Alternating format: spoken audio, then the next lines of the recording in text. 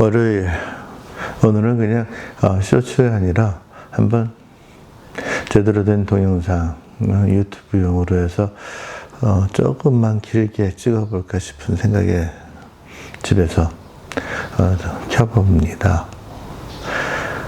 오늘 얘기하고 싶은 것은 얼마 전에도 소아과를 왜 했는지 모르겠다라고 하는 회의를 늦게 하면서 피부 미용으로 이제 전공을 바꾸려고 하는 후배를 한번 본 적이 있어요. 왜 소아과를 기피를 하게 됐을까? 여러 가지 원인이 있겠죠. 뭐 저출산 어쩌고 물론 분명 이러한 것은 솔직히 말해서 소아과적인 문제만으로 해결하기는 어려운 문제고요. 저출산에 대한 거는 우리만이 아니라 글로벌적인 문제가 될 수도 있을 테니까요. 근데 그보다도 소아과라고 하는 게 처음 의료보험이라고 하는 것이 시작을 됐을 때 그 수가 체계의 기준이 뭐였는지 모르겠는데요. 마치 우리가 큰 개정시계를 사게 되게 되면 롤렉스 작은 시계는 그냥 서비스로 준다. 이거는 사실 아니잖아요. 작을수록 더 가치가 있고 의미가 있다. 이거는 현대에서 굉장히 의미가 있는 저 내용이 아닐까 싶습니다. 과거에는 외형 크기주의였다면 지금 이제 실속, 실용 또 작을수록 가치가 높아지는 시대가 되지 않았을까요? 아이들은 그 어떠한 존재보다도 작지만은 의미와 그 가치가 더 큰 존재라고 생각을 하게 됩니다. 소아진료라고 하는 거. 저희 그 소아과 교과서 지금은 어떨지 모르겠는데요. 저희가 배울 때 맨 앞에 첫 줄 단어가 소아는 어른의 축소판이 아니다라는 단어가 분명히 적혀 있는 것이 그만큼 소아진료는 성인과는 분명히 다릅니다. 또 성인에서는 자기의 아픈 것을 갖다가 스스로가 표현을 할 수가 있지만 아이들은 그러기가 어렵거든요. 보이지 않는 것을 찾아서 진료를 하고 또 아이들에게 맞는 최소한의 그 치료와 처방으로서 아이들의 건강을 지켜주는 것이 이제 소아과 닥터로서의 자부심인데요. 이러면 또 사실 자본주의 국가에서 저 스스로가 대학을 공부하고 개원을 하고 다 은행에 개인적인 빚을 진 것이지 그거는 은행 빚에 대한 것을 세무 처리할 때 비용 처리도 안 되더라고요. 이러한 문제들을 봤을 때 어떤 자본적인 것, 경제적인 것을 갖다가 무시할 수는 사실은 없죠. 소아과 닥터도 어느 집에서는 가장이고 또 부모가 되기 때문에 어떤 경제적인 논리에서 해방이 자유로울 수는 없는 것이니까요.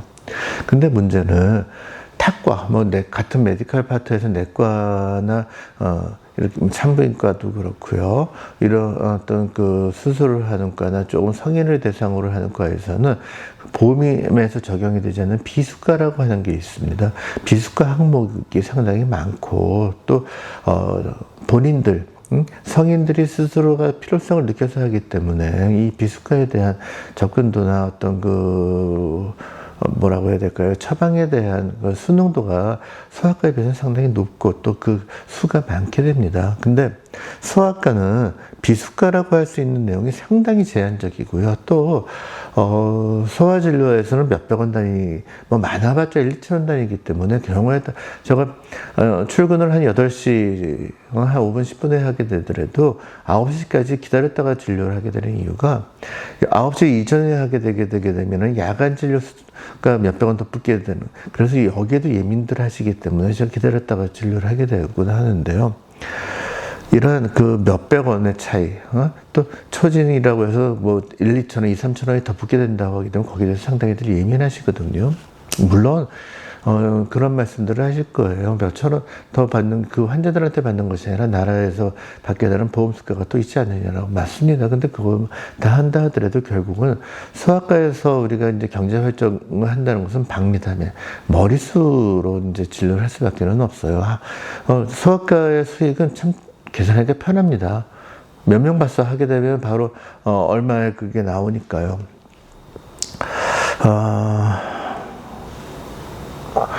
박리담에서 벗어날 수 있는 거, 한 명의 환자를 갖다가 여유 있게 볼 수 있는 제도적인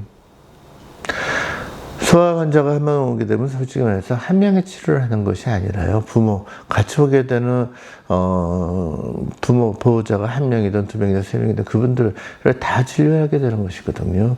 결국은 한 명의 진료가 아니라 두 명, 세 명, 네 명의 대화를 들어야 되고 또 보이지 않는 것을 진료하기 때문에 내과의 진료보다는 훨씬 더 생각을 많이 하게 되고 지식이 필요하게 되고 또 어려움을 가지게 되는 게 소아 진료이기 때문에 습관 면에서도 어느 정도 조절이 아니라 10명 볼 수 있는 거 5명만 보더라도 병원을 유지할 수가 있게 되고 박리담회가 아니고 또 비수가를 만들어서 병원을 갖다가 인위적으로 자꾸 운영을 하려고 애를 쓰지 않도록 획기적으로 습관은 사실 올라가야지만 됩니다. 이거는 의사를 위한 것이 아니라 물론 의사도 생활이기 때문에 저희를 위한 것일 수도 있겠지만은 진료의 질을 높이게 되고 또 환자분들에게 돌아가는 혜택을 만들기 위해서 아이들의 안전을 위해서도 상당히 중요하지 않을까 싶습니다.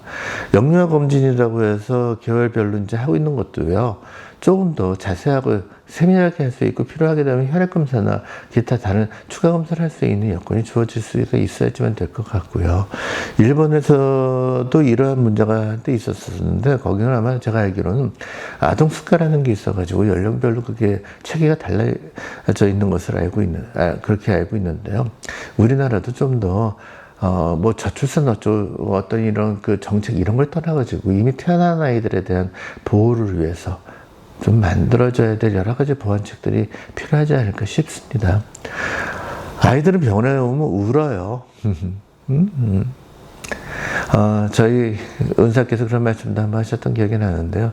베이비 심포니, 베이비 크라이 심포니라고 해서 아이들의 울음을 즐겨라. 맞아요. 소아과 닥터들은 하루 종일 공사판에서 나는 그런 소음보다도 더 큰 소음 속에서 있게 되고요. 아이들이 내지는 밝기 일지, 토하면 토산물이나 또 진료하고 영유하다 보게 되게 되면 오줌 맞아 보던 경우는 그건 소아과 닥터로서 너무 또 흔하게 있는 것이고요. 하여튼 소아과가 살아야 사실 모든 우리가 공사를 할 때도 기초공사를 논의를 하잖아요.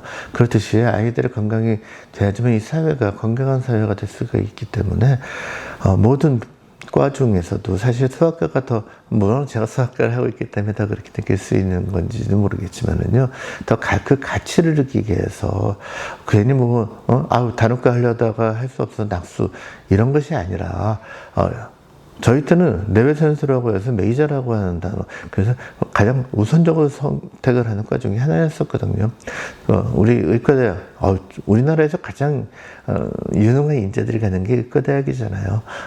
의과대학 학생들이 일차적으로 선택할 수 있는 과 중에 하나로서 소아과가 자리 잡을 수 있는 사회적, 제도적, 의료 시스템적 여건이 좀 조장돼야 되지 않을까 싶은 생각이 듭니다. 왜 소아과를 기피하는 현실이 됐을까 참 아픈 생각이 들어요. 아이들 참 이쁘거든요. 또 이 아이들이 커가지고 이제는 몇십 년을 하다 보니까 어른이 돼서 자기들 군대 간다, 유학 간다.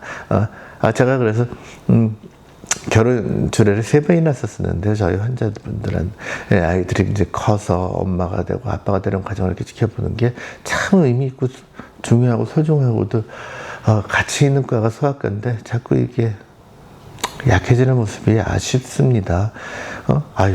피부 성형상이 중요한 과긴 하지만은요, 중요도를 보게 되면 생명과 또 미래 가치보다 더한 건 없겠죠. 그런 의미에서 소아과가 정책적으로 좀 더 그 습관면에서 배려가 되고 정책적으로 의료 시스템적으로 다들 모든 많은 우리 후배들이 선호도가 높아질 수 있는 그런 과가 될 수 있었으면 하는 바람이 커지네요. 소아과가 왜 자꾸 약해질까? 마음이 아픕니다.